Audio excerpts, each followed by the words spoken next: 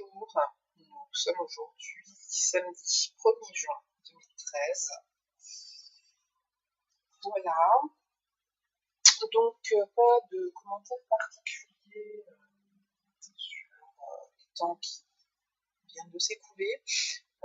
Beaucoup de choses à faire, pas beaucoup de temps là ces derniers temps, donc ça fait, je sais pas, au moins 3, 4, 5 jours peut-être que je n'ai pris celui d'enregistrer des lectures, enfin les suites de ma lecture de la Bible, que j'ai donc commencé à lire à partir de la fin. J'ai donc lu le livre de l'Apocalypse qui concerne les derniers temps et ce qui va se produire lorsque la fin de ce monde déclenché par notre Seigneur sera arrivée. Voilà, il semblerait que ce temps soit plus ou moins équivalent à celui de Noé, lorsqu'il y eut donc la préparation de l'arche et le déluge, parce que ce fut la destruction, une première destruction en fait de l'humanité, décidée par Dieu, parce que le degré de... Alors bon, à l'époque, dans la Bible, je crois qu'on employait le terme méchanceté, donc on pourrait dire le degré de déviation de l'humain par rapport aux lois que Dieu avait effectivement données à Moïse était telle, et la colère, parce que sous l'Ancien Testament, l'être humain va particulièrement loin.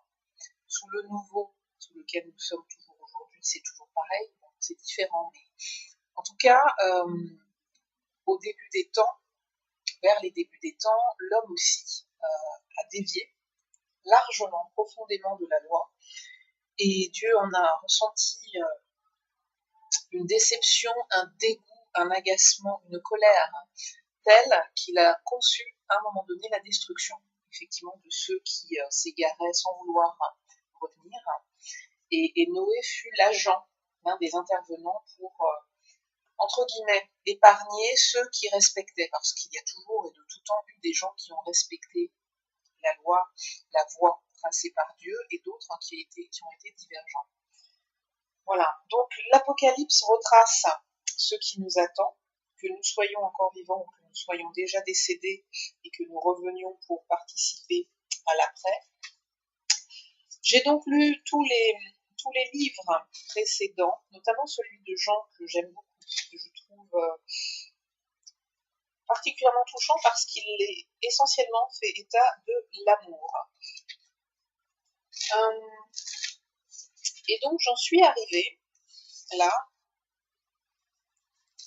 voilà, au second épître de Paul à Timothée, que je vais donc lire. Alors étant donné qu'il est 6h58 et que je dois être à 10h quelque part, oui, alors que je ne dise pas de bêtises, mais enfin en tout cas, bon, il faut quand même que je prenne le temps de réfléchir, même si ça tourne. 10h, ouais.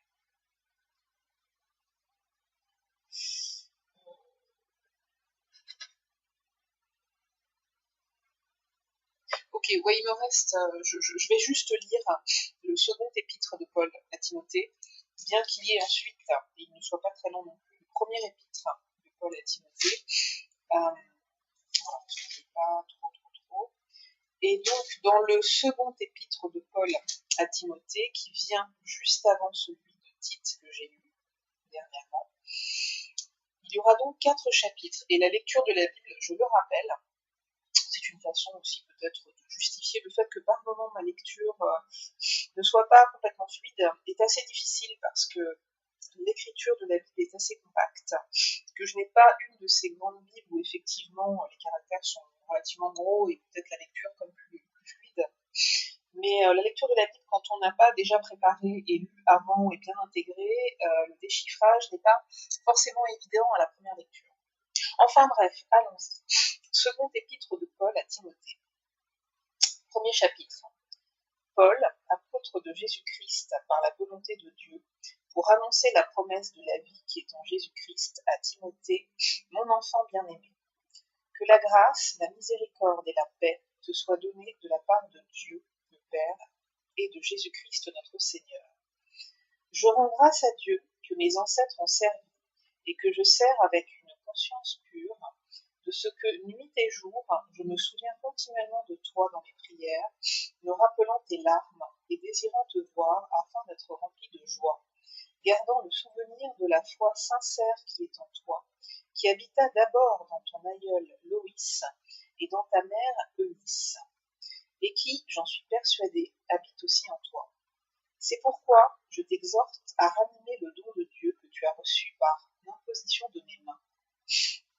Ce n'est pas un esprit de timidité que Dieu nous a donné, mais un esprit de force, d'amour et de sagesse.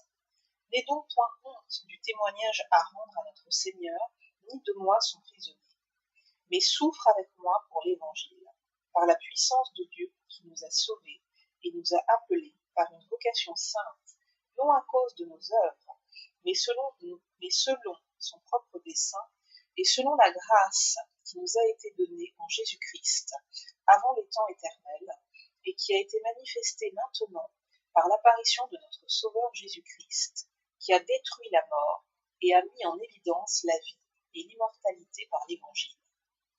C'est pour cet Évangile que j'ai été établi prédicateur et apôtre, chargé d'instruire les païens, et c'est à cause de cela que je souffre ces choses.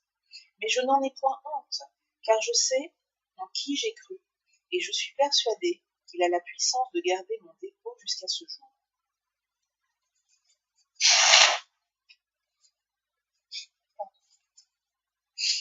Retiens dans la foi et dans la charité qui est en Jésus-Christ le modèle des saines paroles que tu as reçues de moi. Garde le bon dépôt par le Saint-Esprit qui habite en nous. Tu sais que tous ceux qui sont en Asie m'ont abandonné, entre autres Phygèle et Hermogène. Que le Seigneur répande sa miséricorde sur la maison de Nosphore, car il m'a souvent consolé et il n'a pas eu honte de mes chaînes. Au contraire, lorsqu'il est venu à Rome, il m'a cherché avec beaucoup d'empressement et il m'a trouvé. Que le Seigneur lui donne d'obtenir miséricorde auprès du Seigneur en ce jour-là. Tu sais mieux que personne combien de services il m'a rendu à Éphèse. Chapitre 2. Toi donc, mon enfant, fortifie-toi dans la grâce qui est en Jésus-Christ. Et ce que tu as entendu de moi en présence de beaucoup de témoins, confie-le à des hommes fidèles, qui soient capables de l'enseigner aussi à d'autres. Souffre avec moi comme un bon soldat de Jésus-Christ. Il n'est pas de soldat qui s'embarrasse des affaires de la vie, s'il veut plaire à celui qui l'a enrôlé. Et l'athlète n'est pas couronné s'il n'a combattu suivant les règles. Il faut que le laboureur travaille avant de recueillir les fruits. Comprends ce que je dis, car le Seigneur te donnera de l'intelligence en toutes choses. Souviens-toi de Jésus-Christ, issu de la postérité de David, ressuscité des morts, selon mon évangile, pour lequel je souffre jusqu'à être lié comme un malfaiteur. Mais la parole de Dieu n'est pas liée. C'est pourquoi je supporte tout à cause des élus, afin qu'eux aussi obtiennent le salut qui est en Jésus-Christ, avec la gloire éternelle. Cette parole est certaine. Si nous sommes morts avec lui, nous vivrons aussi avec lui. Si nous persévérons, nous régnerons aussi avec lui. Si nous le renions, lui aussi nous reniera. Si nous sommes infidèles, il demeure fidèle, car il ne peut se renier lui-même. Rappelle ces choses en conjurant devant le Seigneur qu'on évite les disputes de mots qui ne servent qu'à la ruine de ceux qui écoutent. Efforce-toi de te présenter devant Dieu comme un homme éprouvé, un ouvrier qui n'a point à rougir, qui dispense droitement la parole de la vérité. Évite les discours vains et profanes, car ceux qui les tiennent avanceront toujours plus dans l'impiété, et leur parole rongera comme la gangrène. De ce nombre sont Hyménée et Philette, qui se sont détournés de la vérité, disant que la résurrection est déjà arrivée, et qui renversent la foi de quelques-uns. Néanmoins, le solide fondement de Dieu reste debout, avec ses paroles qui lui servent de sceau. Le Seigneur connaît ceux qui lui appartiennent, et quiconque prononce le nom du Seigneur, qu'il s'éloigne de l'iniquité.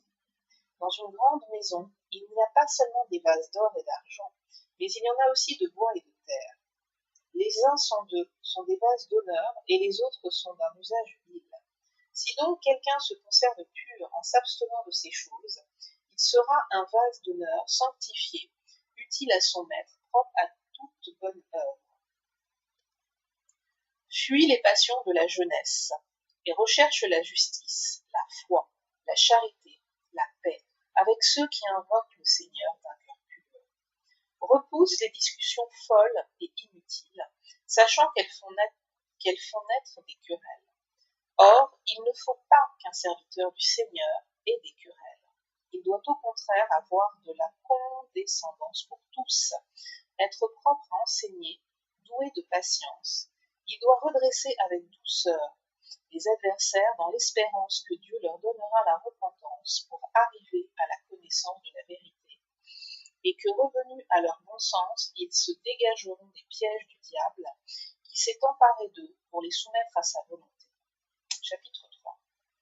Sache que dans les derniers jours, il y aura des temps difficiles, car les hommes seront égoïstes, amis de l'argent, fanfarons, hautains, blasphémateurs, rebelles à leurs parents, ingrats, irreligieux, insensibles, déloyaux, calomniateurs, intempérants, cruels, ennemis des gens de bien, traîtres, emportés, enflés d'orgueil, aimant le plaisir plus que Dieu, ayant l'apparence de la piété, mais reniant ce qui en fait la force.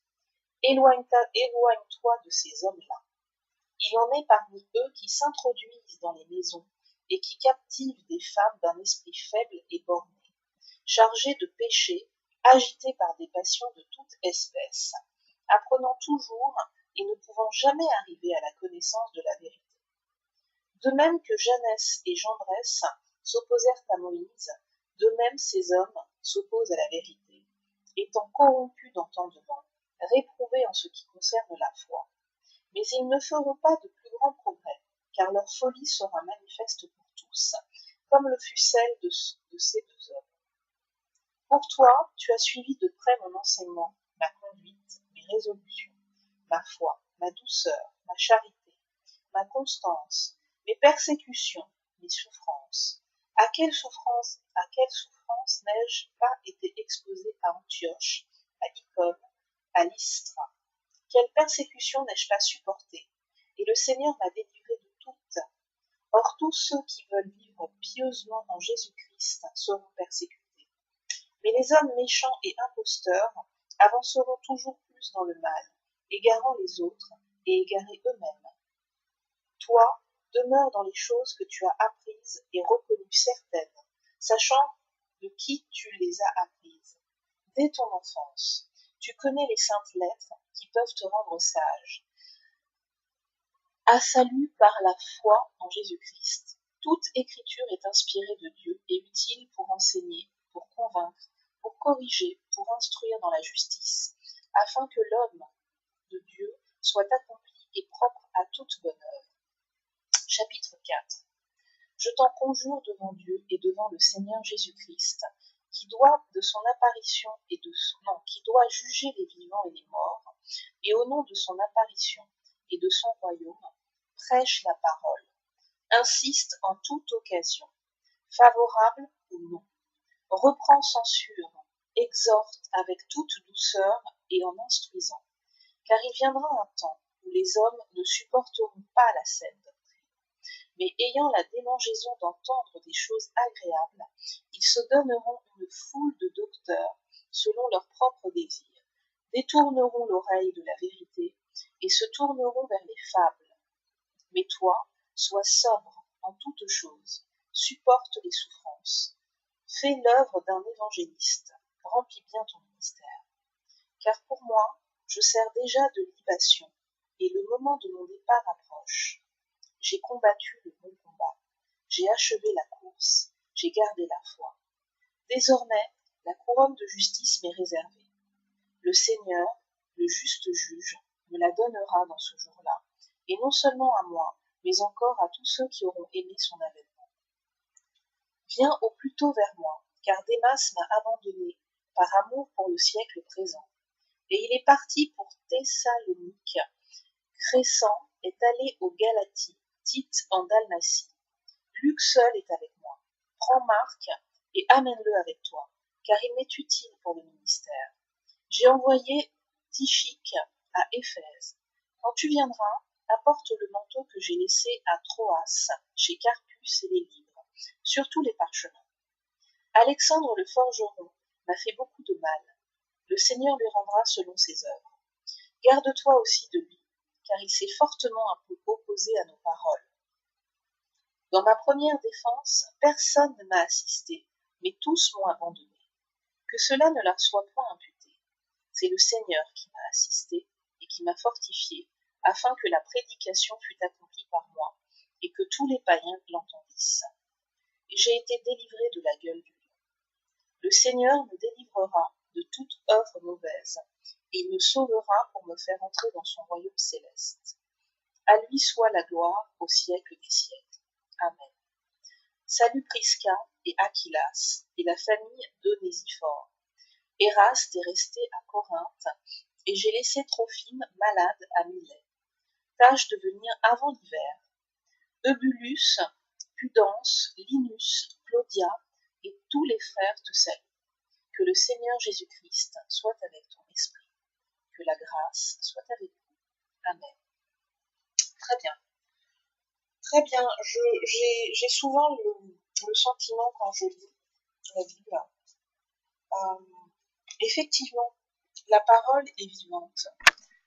La parole est vivante et je crois qu'effectivement, il est vraiment incontournable d'en prendre connaissance par la lecture personnelle. L'acte de la lecture personnelle ne doit et ne peut pas être remplacé par la simple écoute, je pense. Il se passe quelque chose quand on prend connaissance de la Bible et qu'on la lit. Elle nous travaille de l'intérieur. Vraiment, moi je le ressens. Je ne vais pas dire que c'est quelque chose d'absolu et de flagrant et de puissant, mais c'est quelque chose que je ressens. C'est quelque chose qui apaise. C'est quelque chose qui apaise et c'est vraiment quelque chose qui arrache les chrétiens qui ont la foi. La lecture nous arrache à ce monde. Nous ne sommes plus de ce monde. Nous sommes à l'intérieur, mais je priais hier vraiment en demandant à être enveloppé complètement, totalement par un halo qui me protège du monde.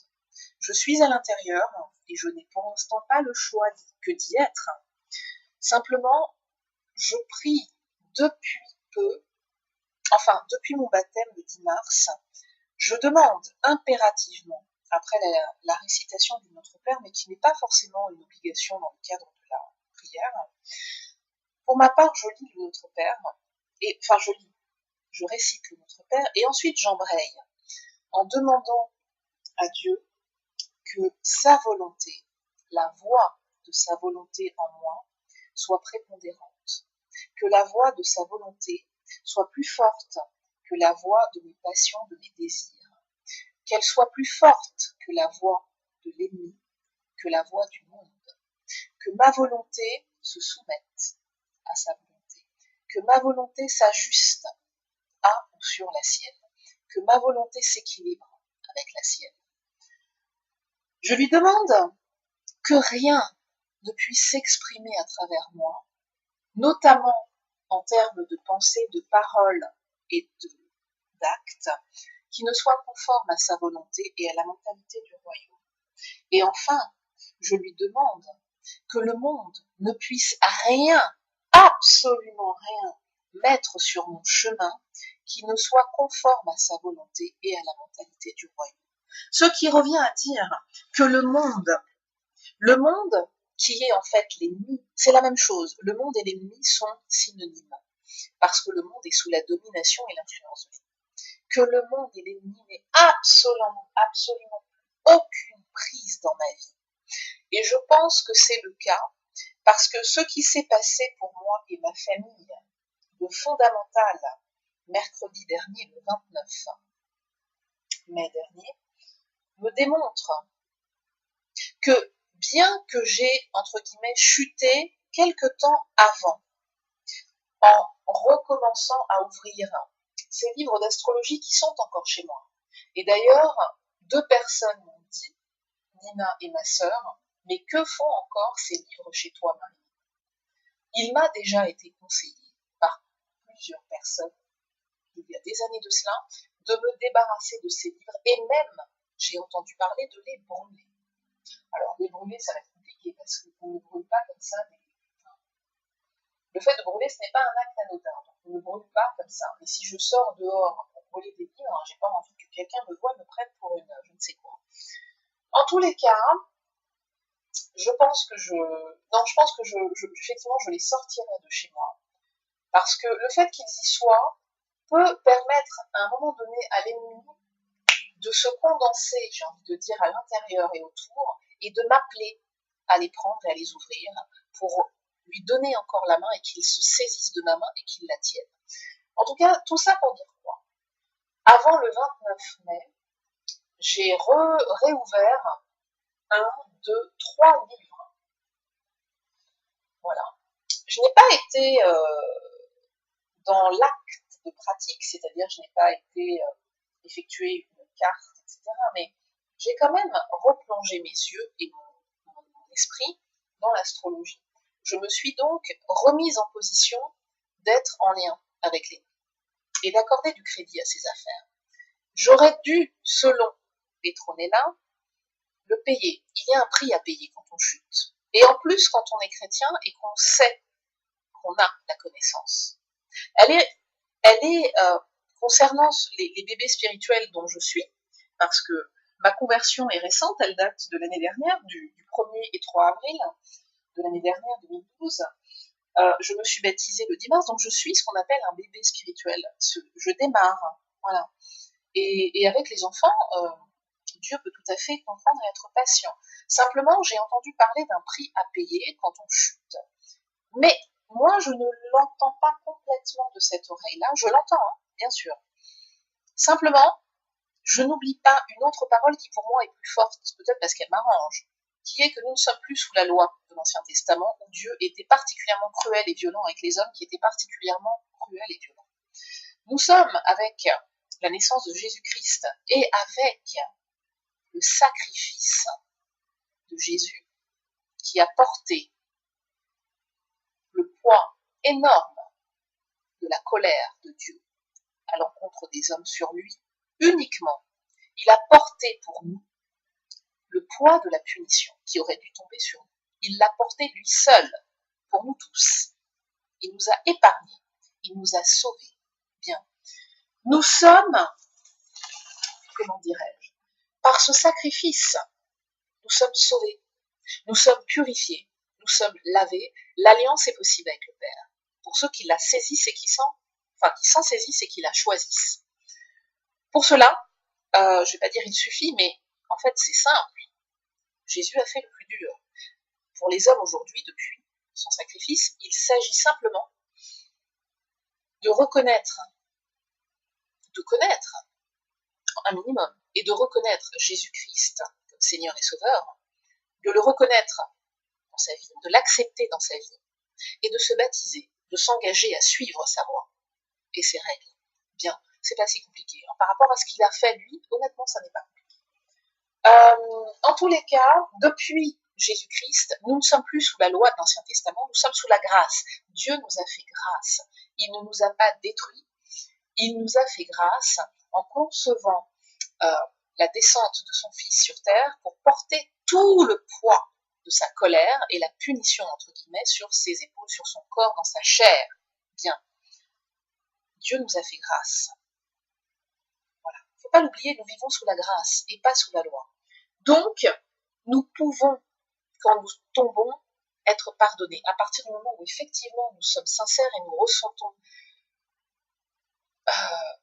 de la tristesse, de la honte, enfin tout ce que l'on veut, mais à partir du moment où on prend conscience du fait qu'effectivement nous sommes dans l'errance et que nous sommes dérangés par cette errance, cette chute, qu'il y a repentance, nous sommes relevés. Voilà. Et c'est en ça que je me dis, oui, je suis passée maintenant sous la grâce, parce que, et j'ai accepté Jésus dans ma vie, et je me suis engagée, et voilà, je vois les fruits. Je vois les fruits dans le sens où, théoriquement, le fait de redonner une porte, une ouverture à l'ennemi dans mon existence en utilisant ces objets, ces outils, qui ont eu une prise terrible dans ma vie pendant une trentaine d'années, j'aurais pu retomber et être puni. Et comme il y a un lien très direct entre l'astrologie, l'ésotérisme, toute personne, sachez-le bien, toute personne qui s'intéresse à l'ésotérisme, à la magie blanche ou noire, mais blanche aussi, parce qu'on peut dire la magie blanche c'est bon, non, la magie c'est la magie, point. En tous les cas, toute personne qui s'intéresse et qui pratique l'ésotérisme d'une manière ou d'une autre verra à un moment donné une conséquence dans sa vie. Elle devra en payer le prix. Et l'un des prix que l'on paye concerne nos enfants.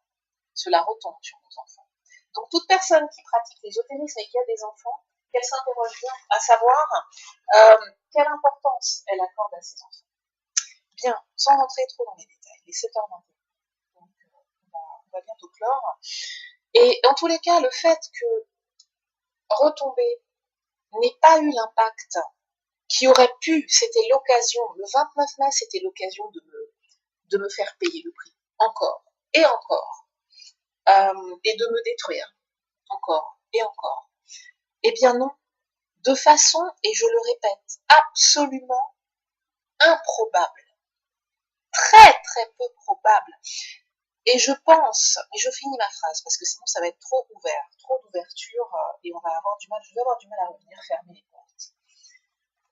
Il était trop peu probable qu'il y ait une libération. Cette année, il y aurait eu la libération, en tout cas dans le verbe et dans l'écrit, la partie adverse reconnaissait que oui, voilà, les choses évoluaient et que nous pouvions avancer vers la libération. En tous les cas, la partie adverse, qui est presque toujours suivie dans ce processus, la partie adverse, la partie adverse se considère qu'elle travaille avec nous et que nous devons travailler ensemble. La partie adverse, en tous les cas, avait demandé à ce que la situation se prolonge en vue de préparer la libération. Très bien. Mais la prolongation signifiait 6 mois ou encore 1 an.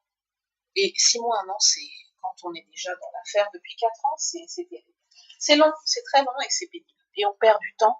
Et on perd un temps extrêmement précieux qu'on ne pourra jamais rattraper. Donc, là, vraiment, je me dis, Marilyn, cette année, c'est la victoire. L'année dernière, tu avais donné ton cœur au Christ. Et la rencontre s'était faite en mai ou en juin l'année dernière. Et là, par contre, bien que tu étais dans l'espérance, là, par contre, j'y croyais à fond. Là, je m'attendais à un miracle. Je m'attendais au miracle l'année dernière. Et il n'est pas arrivé. Et j'ai été... Alors là, du coup, je suis revenue. Là, je suis revenue à mes anciennes amours. Et j'ai recommencé. Ce que j'avais arrêté de façon assez miraculeuse. Du jour où j'ai donné ma vie au Christ, j'ai arrêté de lire et d'aller vers l'astrologie. Ça a été radical. Et ça, je n'étais jamais parvenue à le faire dans ma vie. J'avais tenté, des personnes avaient commencé quand même à m'influencer, j'aime pas ce mot, mais vraiment à me toucher le cœur, et je sentais qu'effectivement il fallait que je me débarrasse de cette affaire-là, et j'avais vraiment envie, mais je n'y étais pas parvenue, et tout le temps j'étais dedans. L'astrologie, c'était tous les jours, c'était ma respiration. Et du jour où j'ai donné ma vie au Christ, le soir même, c'était terminé. Les jours d'après, c'était terminé. Je n'ouvrais plus un bouquin, c'était fini. Et ça pour moi, ça a été du domaine du miraculeux. Première manifestation vraiment de Dieu dans ma vie. Très, très, très étonnante. Très étonnante. Très étonnante. Parce que quelqu'un qui est addict, quelqu'un qui est vraiment relié, qui est esclave de quelque chose, que ce soit la cigarette par exemple, ou toutes les addictions qui existent en ce monde, et il y en a énormément. Quand on est addict, c'est le terme anglais, quand on est vraiment dépendant de quelque chose, on en est esclave. On ne peut pas arrêter du jour au jour même. C'est pas possible. C'est pas possible. C'est trop puissant en vous. Et plus vous continuez, et plus vous êtes esclave. Et là, vraiment, en l'espace d'un temps, c'était terminé? Non. Ça, vous vous dites, ok, Dieu existe. Il y a quelque chose qui... Non, non, non, c'est pas possible. Il y a des drogués, hein, de la même manière, qui ont arrêté, qui ont été délivrés du jour au jour même. Il y a des délivrances miraculeuses quand même. Donc, non, non, Dieu existe. Je voulais juste dire que il était trop peu probable, le 29 mai, que la décision soit celle de la libération imminente. Là, le 4 juillet, jour de... Alors, je sais plus, c'est l'anniversaire pour les États-Unis, je sais plus de quoi il s'agit exactement, mais le 4 juillet est une date importante pour les Américains. Pour nous, ce sera une date importante. Le 4 juillet, c'est la date de la libération officielle. Officielle. Vraiment terminée. Bon. Avec une période de probation, j'ai presque envie de dire, d'un an, mais on va le faire. Ça, alors là, comme me l'a dit l'autre personne qui est particulièrement concernée par cette affaire-là, plus jamais ça. Plus jamais ça. Et je crois que nous avons vraiment, nous avons payé, nous avons compris, et du coup, nous ferons ce qu'il faut faire pour que plus jamais ce genre de choses ne rentre dans notre vie. Nous avons. En tous les cas, je pense à une chose. Puisqu'il était, il y avait je l'ai déjà dit, un pourcentage de chance pour que la décision soit celle de la libération là, maintenant, mais elle était très faible et du coup, ça me fait penser à Jacques Tresmontant, Tresmontant, qui est un scientifique, un cartésien, un rationnel, je ne sais plus orienté dans quelle quelle est sa particularité en science. Cet homme-là a écrit au moins un livre que j'ai eu sous les yeux il y a de très nombreuses années de ça, et le gars explique que concernant le Big Bang, et c'est un scientifique qui parle, concernant le Big Bang, il dit, il y avait trop peu de probabilités, trop peu de chances pour que tous les éléments nécessaires impérativement à l'apparition du Big Bang soient réunis. Il y avait trop peu de chances que tous ces éléments soient réunis pour que le Big Bang ait eu lieu. Très clair. Je le dis très clairement. Voilà. Et je suis convaincue d'une chose, et je l'ai même relu plus tard, je ne sais où. Les esprits scientifiques qui dominent ce monde aujourd'hui avancent pour certains, sont en première ligne, sont des précurseurs, des avant-coureurs, sont en première ligne parce qu'ils effectuent un chemin vers la sphère surnaturelle, la sphère qui n'est pas scientifique, la sphère métaphysique, au-delà du physique. Et Jacques Tresmontant fait partie de cela. Luc Biget également. Quoique là, je vais vraiment mettre je mets une croix sur les mots que je viens de prononcer, parce que Luc Biget est un scientifique qui valide l'astrologie. Et comme l'astrologie est sous la coupe de l'ennemi, je ne valide pas. Je ne valide pas Luc Biget. Bon. Mais en tout cas, voilà, il y a des hommes cartésiens qui accordent du crédit à des choses irrationnelles. Et Jacques Tresmontant reconnaît que le Big Bang n'a pas pu exister, parce qu'il y avait beaucoup trop peu de probabilités pour que tous les éléments nécessaires à l'apparition du Big Bang soient réunis en même temps, au même moment. Là, pour moi, le 29 mai, c'est exactement pareil. Il y avait des probabilités de libération imminente, mais elles étaient beaucoup trop faibles. Et comme c'est ça qui est sorti, c'est du miraculeux. C'est de l'ordre du miraculeux. Vraiment. Vraiment. Donc je fais un parallèle. Même s'il y a un squeeze dans le raisonnement, je fais un parallèle entre les deux. Donc pour moi, les choses sont avérées. Dieu existe. Et j'ai à chaque fois des preuves dans ma vie, des choses tangibles, des choses très claires, vraiment, qui sont de l'ordre, effectivement, du surnaturel, ou pas du métaphysique, mais du miracle. Et je m'attends de plus en plus à des miracles. Et je suis très heureuse parce que vivre la vie surnaturelle des chrétiens dont parle le pasteur Mamadou Karambiri est beaucoup plus intéressant, beaucoup plus passionnant que de vivre dans le monde, hein, vraiment. Je pense au pasteur de Mulhouse, Christian quelque chose, qui est venu il y a 2 ou 3 semaines nous voir dans le 13e, et il disait que sa vie, et pourtant il le dit, hein, je ne suis pas riche, je ne possède pas, mais j'ai une vie passionnante. J'ai une vie vraiment riche, et il ne s'ennuie pas et il voit des choses extraordinaires dans sa vie. Et très honnêtement, pour moi, ça a beaucoup plus d'attrait que la vie de celui qui a amassé des richesses, mais qui vit dans la dépendance à l'argent, au travail ou à je ne sais quoi, et qui n'est pas libre, en fait. Donc, puisque mon pasteur a évoqué après le discours que j'ai fait avant mon baptême, je n'ai même pas entendu d'ailleurs, mais les autres me l'ont rapporté, lui aussi a parlé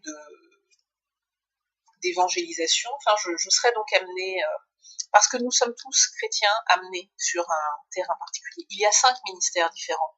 Est-ce que je m'en souviens?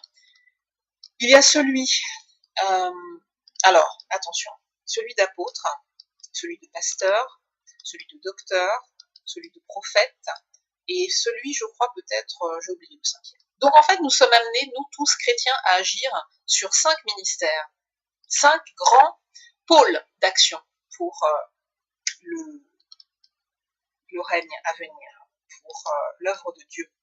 Parce que nous courons notre course, nous avons un témoin à transmettre aux générations futures, à nos enfants, à nos petits-enfants, etc. Et nous sommes observés par une nuée de témoins. Je ne sais plus dans quel verset de la Bible il est fait référence à cette affaire-là. Et nous sommes observés par une nuée de témoins qui sont nos ancêtres, hein, qui sont déjà loin. Donc, quand même, nous avons une responsabilité. Et moi, je dis, mon père a fait sa part. Mon père a fait sa part. Alors, il était dans le monde, il faisait des choses que Dieu n'agréait pas, ça c'est clair, hein, parce que l'amour des femmes que mon père a eu, la séduction des femmes qui a été la sienne, le mensonge qu'il a pratiqué pour séduire les femmes et les mettre dans son lit, etc. Et tous les drames qui ont été consécutifs à ça, jusqu'à sa mort, il l'a payé par la mort. J'en suis convaincue. J'en suis convaincue. Mais je ne vais pas trop rentrer dans le débat. En tous les cas, donc voilà, ses agissements n'étaient pas conformes à la mentalité du royaume, mais notre père nous a transmis des valeurs. Et notre père était croyant, il était catholique. Donc voilà, il n'était pas forcément orienté sur la bonne base. En tous les cas, chacun est libre, hein, chacun fait ce qu'il veut. Moi, personnellement, j'ai été catholique et j'avoue, aujourd'hui, je suis protestante. D'ailleurs, j'aime cette idée de protester. Je proteste. Je proteste et je conteste. Et comme l'aurait dit Georges Pompidou, l'art doit protester, contester, discuter. Et je suis d'accord avec ça. Bien, en tous les cas, notre père nous a transmis son relais. Nous avons pris, hein, nous avons été immergés, toute la famille là. Nous avons été immergés dans des valeurs catholiques, dans des valeurs. Dieu a fait partie de notre existence. Voilà. On n'était pas dans une famille qui s'en fout royale et qui n'en parle jamais, ou alors qui en parle pour blasphémer. Donc déjà, c'est une orientation différente. Mon fils est dans ce domaine-là, sauf que lui, c'est beaucoup plus compliqué puisqu'il a une mère qui croit en Dieu et un père qui est absolument athée. Enfin, je ne dirais pas ça. Je dirais, et je suis même très heureuse parce que j'ai lu quelque chose qui concerne son père et je sais, et je suis convaincue depuis. Et même, cet homme a en lui des dispositions qui vont dans le sens du royaume. C'est un homme bon dans le fond. C'est un homme bon dans le fond. Vraiment, de toute façon, si tu écoutes la vidéo, tu sauras, mais enfin, il n'y a pas de souci. Hein. De toute façon, on sait très bien qu'au jour d'aujourd'hui, il n'y a pas de risque. Et il y a un risque zéro pour qu'on se dise qu'on va se remettre ensemble, etc. etc. C'est terminé. On a payé, on a compris. Maintenant, moi, je te reconnais, si tu écoutes, là c'est à toi que je m'adresse, je te reconnais quand même des valeurs. De toute façon, j'ai toujours vu en toi des valeurs, Michael. J'ai toujours, au départ, quand je t'ai rencontré, je me suis dit, mais j'ai trouvé une perle rare. Parce qu'un homme qui dit, moi, les femmes ne m'intéressent pas, et qui n'est pas coureur de jupons à notre époque, alors qu'il est jeune, c'est un truc suffisamment rare. Un homme qui considère que la sexualité est trop étalée dans la société actuelle et qu'il est choquant de voir des cartes postales quasi pornographiques qui sont sur les étals de certaines librairies ou autres magasins devant lesquels peuvent passer des enfants et que tu pouvais avoir envie et que tu avais peut-être mis un coup de pied déjà dans ce genre de choses, on se dit mais le gars, effectivement, comme tu t'en affubles off-world, en dehors du monde, oui, tu es hors du monde, Michael, tu n'es pas de ce monde. Et comme tu n'es pas de ce monde, si tu n'es pas de ce monde, tu es avec Dieu. On est soit dans le monde, soit avec Dieu. Il n'y a pas d'autre position. Donc sans le savoir et sans le vouloir, tu es avec Dieu et tu y viendras un jour. Moi j'en suis concrète. Enfin, moi j'en suis persuadée et je le sais. Je le sais. Voilà. En tous les cas, tu es libre. Hein. Moi, je te prendrai jamais la tête et je serai pas là à te faire enfin, j'aurai jamais avec toi ni avec personne un discours prosélyte de sergent recruteur et je te bourrerai pas la tête, mais moi, je pense que tu feras ta conversion à un moment donné. Et ce sera un moment magnifique. Magnifique. Mais bon, je ne parle pas trop là-dessus, mais je ne vais pas dire que j'ai la certitude, mais je m'y attends. Et c'est ce que je souhaite, bien évidemment, parce que Thibaut sera dans la cohérence. Thibaut sera dans la cohérence. À partir du moment où on a un parent qui dit noir, l'autre qui dit blanc, on est tiraillé, on est mal. Si on a deux parents qui vont dans la même direction, on est bien. Voilà. Donc, dans l'intérêt de Thibaut, vraiment, je m'attends à ça. En tous les cas, voilà. Donc, notre père nous a transmis, mais c'était un séducteur, c'était un homme à femme. Toi, tu étais, et justement, si je t'ai choisi, Mickaël, c'est parce que tu n'étais pas comme mon père. J'aimais mon père, mais je le détestais aussi. Pour ça, pour cette séduction des femmes. Cette séduction de ma mère, cette utilisation de ma mère comme un objet sexuel. Voilà. Voilà. Parce qu'en fait, il s'est juste dit, oh, elle est belle, elle est mignonne, je vais la mettre dans mon lit, je vais la tirer, mais le problème, c'est que quand je suis arrivée, il ne voulait pas. Ça, par contre, alors là, il n'aurait absolument pas pu. D'ailleurs, il me l'avait dit, hein, très honnêtement. Hein, enfin voilà, il ne se voyait absolument pas avec ma mère, hein, pour un ensemble de raisons. Mais dans ces cas-là, si tu ne te voyais pas avec elle, il ne fallait pas coucher avec elle. C'est tout, c'est rien. Non, mais c'est vrai, hein, faut arrêter. Hein. C'est trop facile de dire ah, moi je prends mon pied, je prends pas de préservatif, on n'utilise pas de préservatif, pas de contraception, on baise, ah c'est meilleur comme ça, et puis ah, il y a un enfant qui arrive, mais j'en veux pas parce que toi je veux pas de toi, c'est trop facile. Si tu veux pas de la personne, pourquoi tu veux bien par contre coucher avec elle? C'est ça que je comprends pas. Enfin voilà, donc moi personnellement je n'aime pas les hommes à femmes, j'ai horreur de ça. J'ai horreur des gens j'ai horreur des hommes ou des femmes hein, qui se servent de l'autre juste pour leur propre plaisir et qui parfois on arrive à avoir des pratiques où ils se mettent en danger, où la vie arrive et ils n'en veulent pas parce qu'ils ne veulent pas de l'autre, ils n'aiment pas l'autre et, euh, et du coup ils choisissent la mort. C'est tellement facile d'avorter, mais c'est la mort, on donne la mort. Alors c'est grave. Enfin bref, donc voilà, je vais pas trop parler de choses personnelles parce que ça c'est super personnel, mais bon tant pis. Voilà, donc j'ai horreur des hommes qui courent les femmes, hein. J'ai horreur de ça, j'ai horreur des fornicateurs, j'ai horreur de ça, vraiment. Même si j'ai forniqué moi-même à fond, je ne sais quoi, mais depuis le 10 mars, j'ai été lavée de ça. Je me suis baptisée et par immersion dans l'eau, je suis une nouvelle créature, je suis née à nouveau. Donc tout ça fait partie de mon passé et c'est terminé. C'est-à-dire que je suis restaurée spirituellement. Tout ce que j'ai fait avant, tous les hommes avec qui j'ai couché, tous les hommes qui m'ont utilisé, ou ceux que j'ai éventuellement utilisés pour le plaisir, la luxure, etc., c'est-à-dire pour l'ennemi et ses valeurs, tout ça, c'est loin de moi, c'est terminé. C'est terminé. Donc notre Père, que j'aime, parce que depuis sa mort, de toute façon, j'ai fait la paix. Et même si je ne suis pas aveugle hein, et que je n'oublie pas, mais je préfère voir les bonnes choses qu'il nous a transmises. Je préfère voir les bonnes choses qu'il nous a transmises, mais je n'oublie pas non plus le reste. Voilà. Et je lui ai rendu gloire et je lui rends gloire. Et Père, vraiment, tu t'appelles Piédade, et la Piédade, enfin la Piédade, oui la Piédade, c'est la piété. Nous sommes pieux. Alors moi et ma sœur, les filles, les éléments féminins, nous sommes orientés aujourd'hui. Nous sommes ancrés solidement en Christ. Ça, il n'y a pas de souci. Maintenant, les frères, déjà les hommes généralement sont plus enclins à être cartésiens et les femmes ouvertes à ce qui est rationnel, ça on sait bien. Mais les frères, Arnaud, ça va.